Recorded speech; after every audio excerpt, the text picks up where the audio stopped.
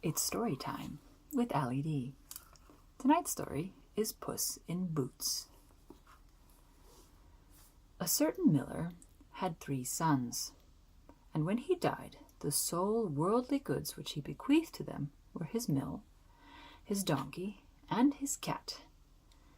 This little legacy was very quickly divided up, and you may be quite sure that neither notary nor attorney were called in to help, for they would speedily have grabbed it all for themselves. The eldest son took the mill, and the second son took the donkey. Consequently, all that remained for the youngest son was the cat, and he was not a little disappointed at receiving such a miserable portion. "My brothers," said he, "will be able to get a decent living by joining forces, but for my part, as soon as I have eaten my cat and made a muff of his skin, I am sure to die of hunger." These remarks were overheard by Puss, who pretended not to have been listening, and said very soberly and seriously, "There is not the least need for you to worry about your share, master. All you have to do is to give me a pouch and have a pair of boots made for me, so that I can walk in the woods." Now this cat had often shown himself capable of performing cunning tricks. When catching rats and mice, for example, he would hide himself among the grain and hang downward by the feet, as though he were dead. Therefore, his new master felt some hope of being assisted in his miserable plight. On receiving the boots which he had asked for, Puss gaily pulled them on. Then he hung the pouch around his neck, and holding the cords that tied it in front of him with his paws, he sallied forth to a warren where rabbits abounded. Placing some bran and lettuce in the pouch, he stretched out and lay as if dead. His plan was to wait until some young rabbit, unlearned in worldly wisdom, should come and rummage in the pouch for the eatables that he had placed there. Hardly had he laid himself down when things happened as he wished. A stupid young rabbit went into the pouch, and Master Puss, pulling the cords tight, killed him on the instant.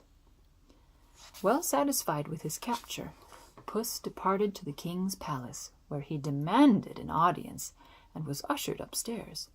He entered the royal apartment and bowed profoundly to the king. "I bring you, sire," said he, "a rabbit from the warren of the Marquis of Carabas." Such was the title he invented for his master, "which I am bidden to present to you on his behalf." "Tell your master," replied the king, "that I thank him and am pleased by his attention." Another time the cat hid himself in a wheat field, keeping the mouth of his pouch wide open. 2 partridges ventured in, and by pulling the cords tight, he captured both of them. Off he went and presented them to the king, just as he had done with the rabbit. His majesty was not less gratified by the brace of partridges, and handed the cat a present for himself. For 2 or 3 months Puss went on in this way, every now and again taking to the king as a present from his master some game which he had caught.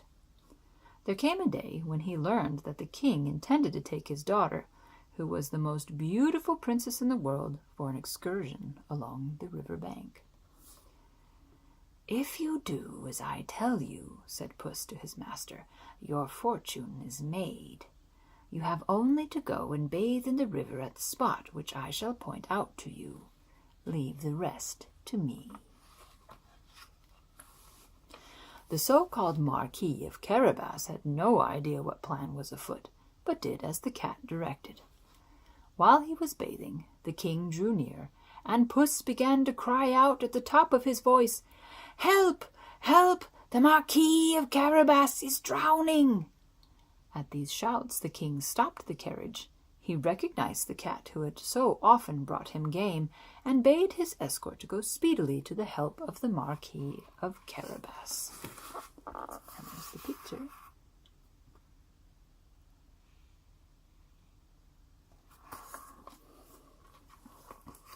While they were pulling the poor Marquis out of the river, Puss approached to the carriage and explained to the king that while his master was bathing, robbers had come and taken away his clothes, though he had cried, "Stop, thief!" at the top of his voice.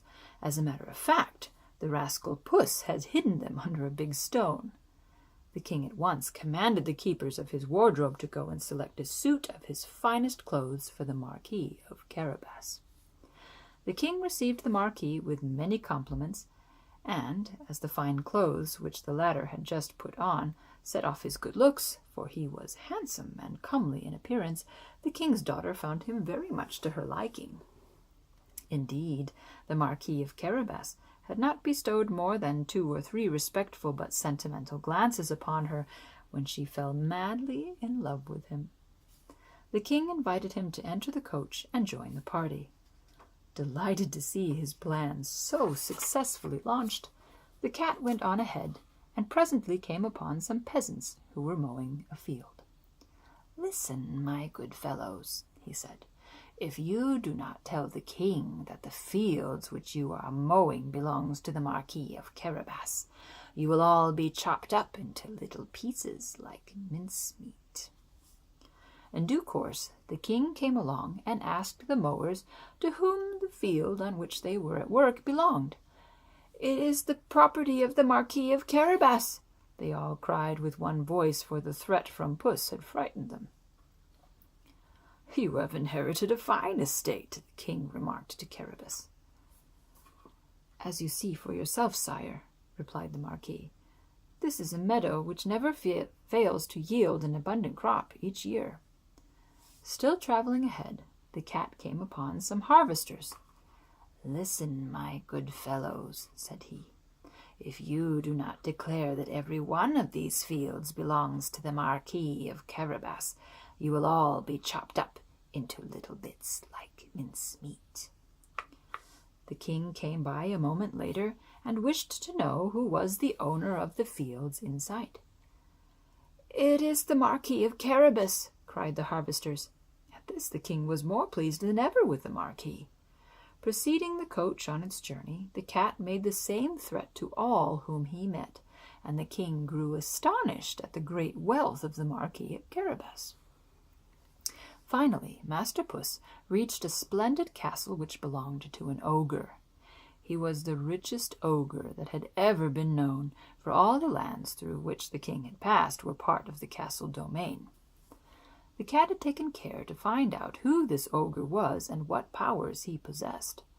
He now asked for an interview, declaring that he was unwilling to pass so close to the castle without having the honor of paying his respects to the owner.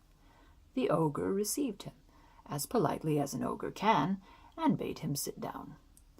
"I have been told," said Puss, "that you have the power to change yourself into any kind of animal.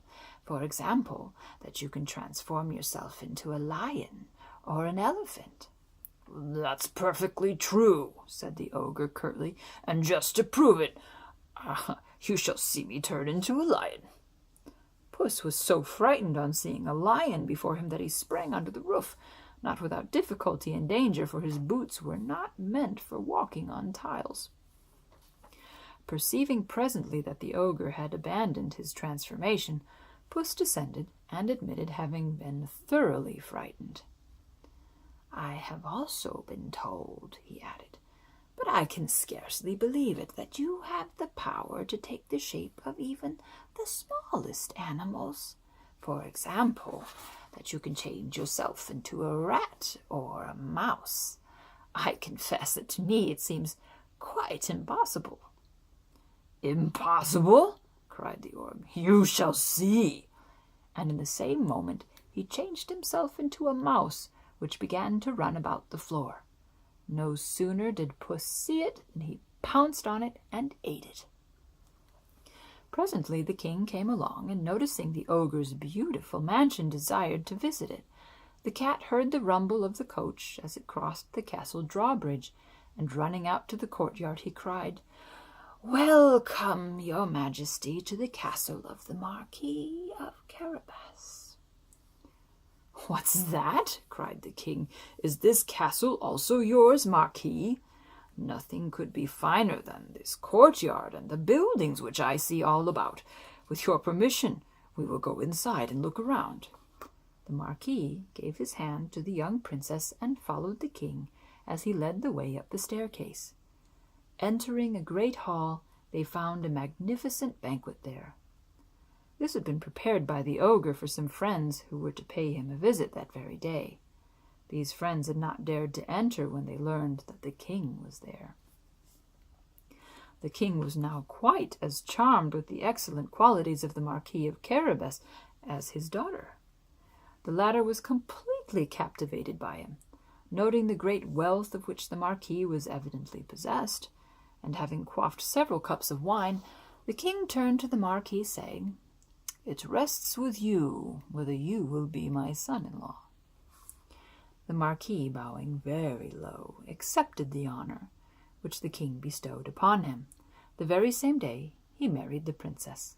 Puss became a personage of great importance and gave up hunting mice, except for amusement.